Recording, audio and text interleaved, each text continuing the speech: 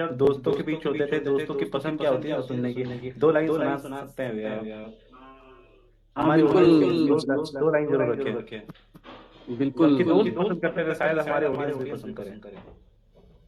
मैं उस टाइम एक सतीश जी का गाना बहुत गुनगुनाया गुनगुनाया करता था। हिंदी सॉन्ग में तो कुमार सानू उदित नारायण का गाना ज्यादा ज्यादा मैं सुनाता हूँ। जी जी। उस टाइम उनका गाना बहुत फेमस हुआ था वो, हम्म। मुर्दिला के कर ले लो चोरी के। ये गाना जब आया था बहुत फेमस हुआ था, और ये गाना बहुत सुनते थे लोग। तो इसका मैं दो लाइन पेश करता हूँ आपके सामने और आपके दर्शक के सामने। मुर्दिला के कर ले ले चोरी गे,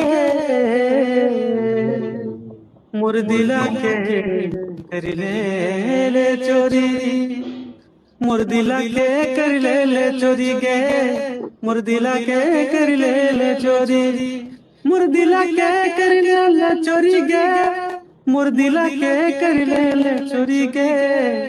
हाय रे सोना चिरक चिना तोर बिना নাই লাগে মনা।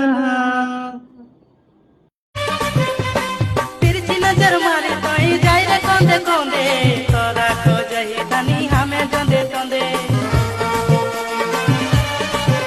एपर कुछ कुचिया करिए चले लाल गुलाब खुशी रे मोर दिला के कर ले ले चोरी गे, मोर दिला के कर ले ले चोरी।